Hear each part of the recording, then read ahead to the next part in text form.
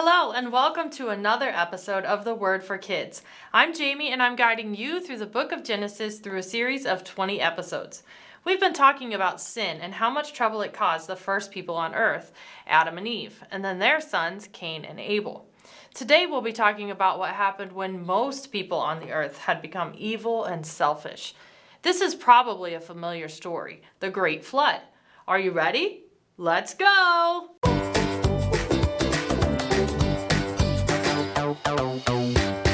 Genesis chapter 6 begins by telling us that the world had become full of evil. The Lord saw how great the wickedness of the human race had become on the earth, and that every inclination of the thoughts of the human heart was only evil all the time. This means all everyone was thinking about doing was evil.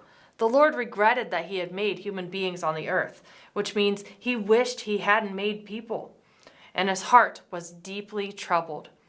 God was angry, sad, and disappointed in the people he had created. So the Lord said, I will wipe from the face of the earth the human race I have created, and with them the animals, the birds, and the creatures that move along the ground. For I regret that I have made them. But Noah found favor in the eyes of the Lord. Wow, almost everyone on earth was so evil, God was ready to end it all. Almost everyone. But there was one. God saw something special in Noah, and because of this, one of the most amazing stories in history unfolded, and the human race went on. What does this mean for us today? It means one person matters to God. You matter to God. When it seems like everyone around you is doing the wrong thing, God sees that you choose to do the right thing. When you feel like you're all alone and nothing you say or do matters, it matters to God. Now, Noah was a righteous man, blameless among the people of his time, and he walked faithfully with God.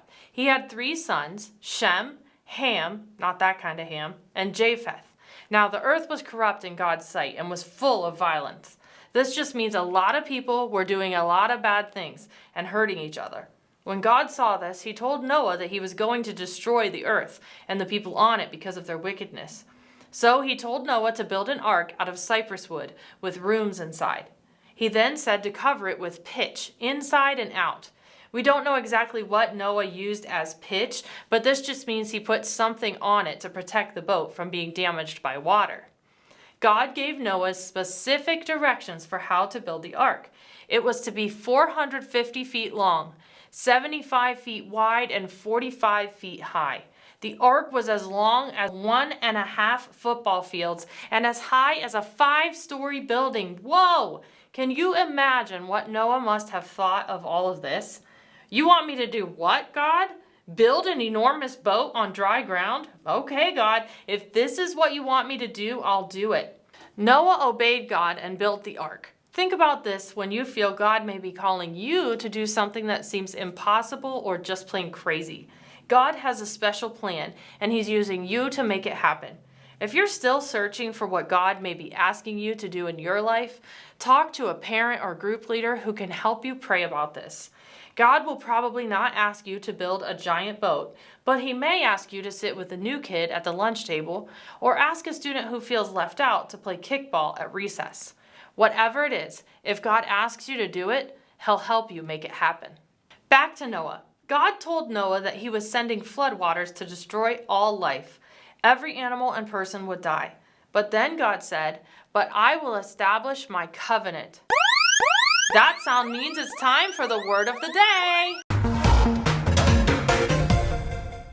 Covenant. An agreement. A promise. Covenant. Thank you. Okay, God said to Noah, "But I will establish my covenant with you, and you will enter the ark, you and your sons and your wife and your sons' wives with you." A covenant is an agreement, a promise. And when God makes a promise, he never backs out of it. God promised to spare Noah and his family if Noah would do as God asked and prepare the ark as God directed. He then gave Noah these directions. You are to bring into the ark 2 of all living creatures, male and female, to keep them alive with you. 2 of every kind of bird, every kind of animal, and every kind of creature that moves along the ground will come to you to be kept alive. You are to take every kind of food that is to be eaten and store it away as food for you and for them. Noah did everything just as God commanded him. It must have been quite a sight to see when all these animals started showing up to enter the ark. Imagine all of the food it would take to feed them all, and how much work it would be to feed and clean up after them. Ew! But nonetheless, Noah obeyed God. Then God told Noah and his family to go into the ark. He told them to take 7 pairs of every clean animal, 1 pair of every unclean animal, and 7 pairs of every bird. Whoa, that's a lot of birds. This was to be sure all the different kinds of animals would survive. God said to Noah, 7 days from now I will send rain on the earth for 40 days and 40 nights, and I will wipe from the face of the earth every living creature I have made. And Noah did all God had commanded him. Noah was 600 years old. Wow, you may have grandparents who are in their 70s or 80s, and maybe great-grandparents in their 90s. It's rare for humans to even live to be 100 now, but at this time, people lived much longer. So Noah was 600 when the flood waters came. Noah and his family entered the ark to escape the flood. Pairs of clean and unclean animals, birds, and creatures that move along the ground came to Noah and entered the ark, as God commanded Noah.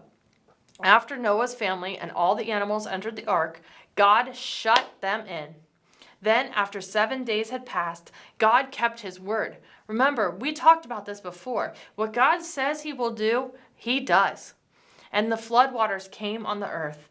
The Bible says the springs of the great deep burst forth, and the floodgates of the heavens were opened, and rain fell on the earth for 40 days and 40 nights. As the floodwaters increased, the ark rose higher and higher above the earth.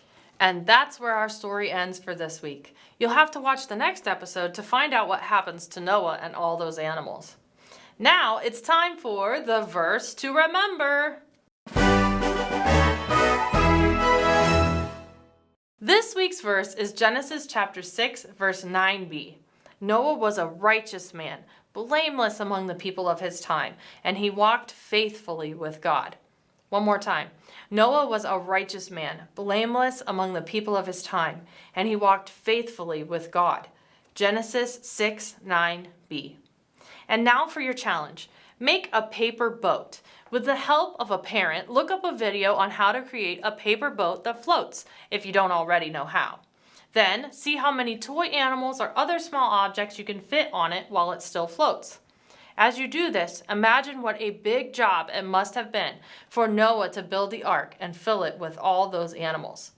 That's all the time we have for this episode.